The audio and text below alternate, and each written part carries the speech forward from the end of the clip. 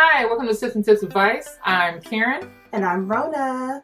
And it is Relationship Thursdays. Hi, welcome back if you're watching. If you're watching for the first time, hey, we welcome you to our channel. And Thursdays is just a special day where, we hit it off with talking about relationships because we all have issues, you know what I mean? And it's kind of cool to have somebody that you can talk to, someone that, hopefully can share something different than what you're used to hearing, or somebody trying to soothe you or whatever. But the last thing you need is people trying to soothe you versus people being real with you. And I think that causes a big issue, and a lot of us not growing as people, as individuals. So this show is not just about, romantic relationships. It's not just about, my boyfriend or my girlfriend. It's about all kinds of relationships, whether you're, having a problem with the relationship with your coworkers, your best friend, your mother, your siblings, anyone. It's about your relationships. Children. Yeah, let's not forget that. Definitely children, says the mother. But no, for real, it's about relationships. And we all have relationships. We have bonds with people, that go beyond, our intimate partners. So we want to address all those type of issues, not just in the realm of boyfriend, girlfriend. We want to talk about, all types of relationships. Actually, that's a very good point because a lot of times people will be like, oh, I just need to find the one to be with and bump everybody else, bump my family because we don't get along, bump my friends because they don't really know me. I'm just going to be with this person and they're going to be my best friend and my everything. And here it is, you cut off the rest of the world, and when stuff goes crazy, guess what? Now you feel isolated, you feel trapped, you feel like you have no one to turn to, and you put yourself in that situation, unfortunately, for some people, not everyone. I'm just speaking to the people that have placed themselves in that, and we all have done it at some point in time. I've done it. And when I realized it, how much it was detrimental to me to not speak to my family. It's not like I did it on purpose, but unconsciously I did it. I drifted away from everyone, and I entrapped myself. And you don't want to do that. When you're in a relationship, you have to have a balance. You have to have a balance between having a relationship with your boyfriend, your girlfriend, having a relationship with your friends. You have to have a healthy balance. You can't spend every waking moment with your boyfriend or with your girlfriend. You can't do it. Yeah. Because what's going to happen is you're going to smother them, and then you're going to get on each other's nerves. You're going to be combative. You're going to constantly butt heads. It's going to get to the point where it's like you need a break. And then sometimes when you take a break, it's really not healthy. So you have to have that healthy you're ready balance. to exit. And that's not a break. I'm ready to leave. So you don't want to do that. You basically want to, just create a balance between your friends, your significant others, your parents, your siblings, your children, especially your children. A lot of people get into relationships and they neglect their children because they're so engulfed in this relationship. Or, you get in a relationship and you neglect your closest friend. You talk to you used to talking to them every day, and then now you barely talk to them once a week, So, that could become a barrier. You don't want to put up these barriers and build these walls. And then when you have a problem in your relationship, then you want to go run to them, talk to them. But you know what? I think a lot of times that might be due to shame. You know what I mean? You're so used to your friends seeing you vibrant and alive, and you're like this fun person. Then you get with this person, and all of a sudden you start having all these issues. And now you become shameful because you don't want to tell anyone of the shameful things that are going on inside of your relationship. And I totally get it. I don't think you need to run to your friends every single moment and tell them, hey, this is going on, I can't be my man's doing this and he's doing that to me. And then all your friends, all your family ends up hating this person because you only divulge all the wrong things they do. Right. You know what I mean? So you got to be mindful, pick your battles on what you're going to complain about. That's why you have to be particular about what you choose to complain about. Now, if it's a real issue, then clearly, and I'm not saying that no issue is real. I don't want to, belittle anyone's feelings on what's important to them or what's not. But I think we really need to pick and choose what we choose to complain about. Let's just be real here. You know what I mean? But make time. Make time to balance yourself out. We can't spend it the whole entire time with one person. That's like going to work. And all you do is go to work every single day. You wake up from the moment you get up to the moment you go back to sleep. And at some point, you're gonna call in sick. You're gonna break. Yeah, you're gonna call in sick. You'll get stressed out. And try doing that in a relationship. See how far that takes you. But a lot of us do it in relationships and don't even think that, you know, we don't think it's harmful because we're like, oh, we love that person. I'm supposed to want to be around them like that. No, you need to breathe. You need to breathe. And not only that, you need to have, you know, like even with your job, you need a vacation. You know, you need a vacation. You need a weekend. You need your days off. Yeah. Oh, definitely. Those you need your days off. Those 2 consecutive days off. You definitely. For some people, 4 days on, 3 days off. You need time. Every other week. So you need your time off, and that time off for you in a relationship should be: I spend it with myself. I'm spending it with my spiritual growth. I'm spending it, you know, whatever. I'm spending it hanging out with my friends. We don't have to go to the club. We can go and have makeup time together and go and have lunch together like we did the other day. Yeah, go look, even window shopping if, you know, you're on a budget or whatever. You know, just you need to get out of doing the same thing over and over and give your partner room to breathe because you're showing there's lack of trust. You need to give them room to breathe.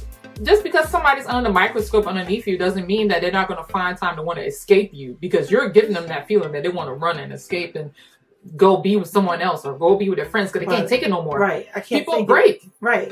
And so I can't take it anymore. So let me go see how it feels to be with this person. Let me go see how it feels to be with that person. You know, then you're like, oh, it's a breath of fresh air. And, you know, oh, you know, I'm just so, engulfed in them. They understand me. Yeah, that's how people cheat. And that's how people cheat. Those are the beginning stages of cheating. So you just want to try to keep that healthy balance so that you won't drift off into that because it's so enticing. Everything seems so, the grass is greener on the other side. Yeah, but it's green where you're standing too, but you're standing on top of it casting your shadow. So of course you can't see how green, the true green of the shade is. You know, you just need to step back. Sometimes we need to step back from where we are so we can really see where things are going. Right. You know, the last thing you want to do is build up all these walls. It's a saying about building up walls. When you build up walls, you think you're protecting yourself by keeping what's outside out. But what you're also doing is trapping yourself because you're keeping yourself in. You can't escape either. So it's really 2 ways. And then it's going to be 2 people behind the walls. Come on now. Somebody's going to be fighting, killing each other. There's going to be some craziness going on. Right. And because people are building this false image of our relationship is going to be safe, it's just the 2 of us. And our friends don't interfere, and our family doesn't interfere, and that's not real life at all. It's not at all.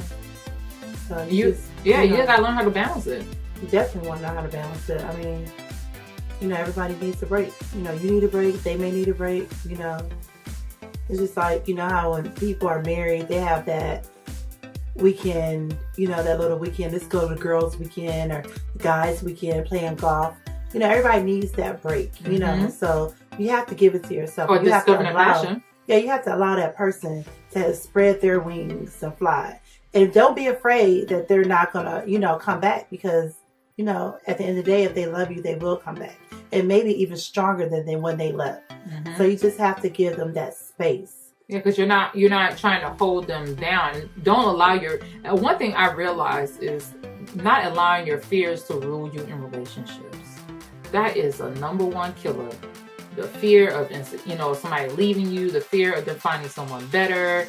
You know, I get why those feelings show up, but they're, once again, fear, F-E-A-R, false evidence appearing real.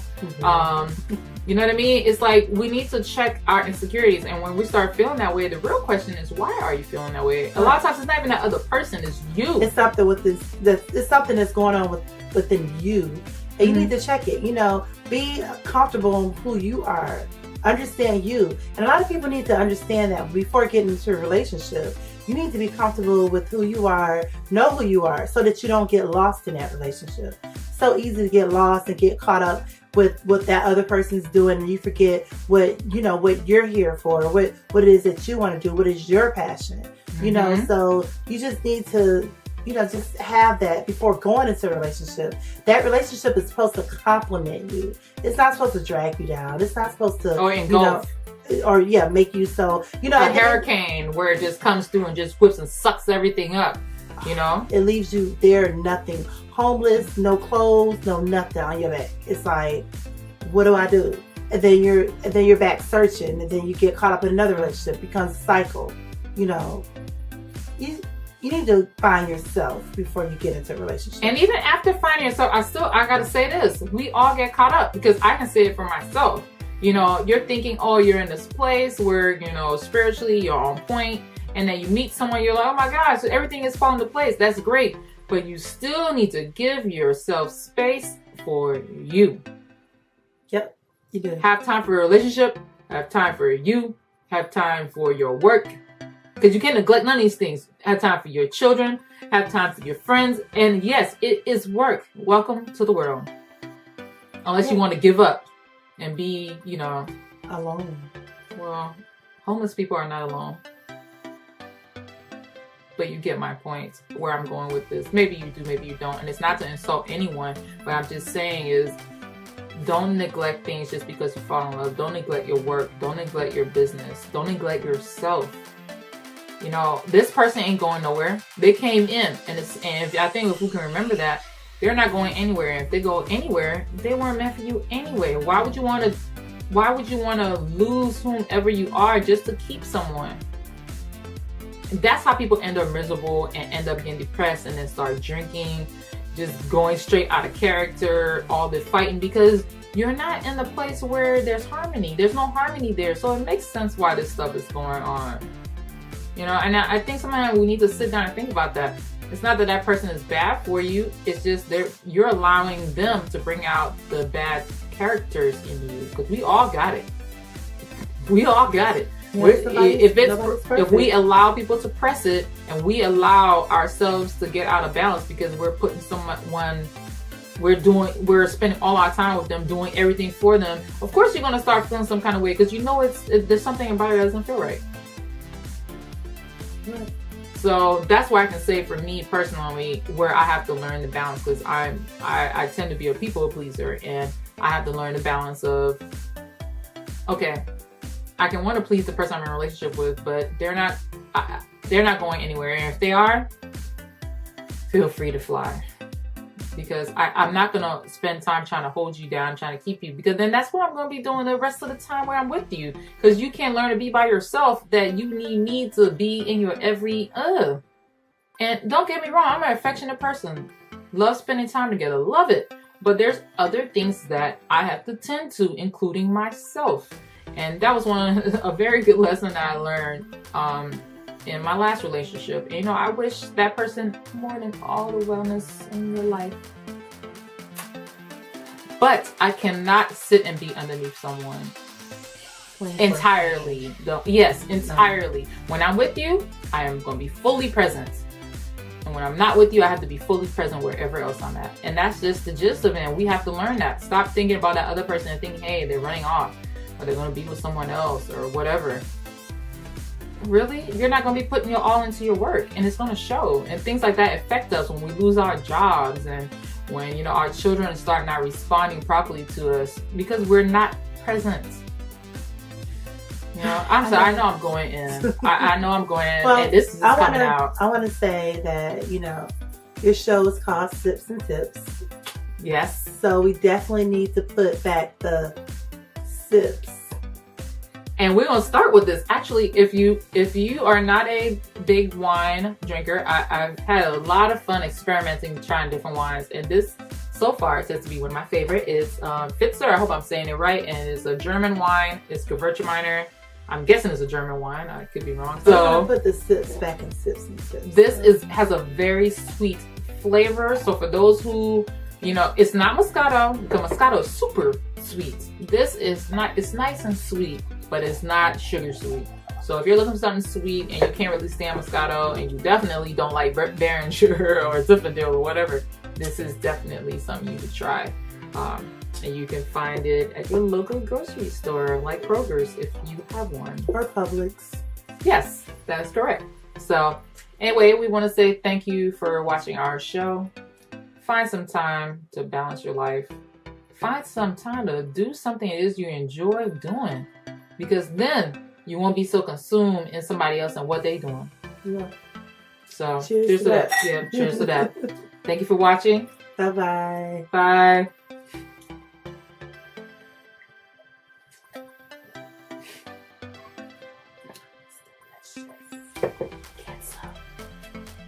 Cancel.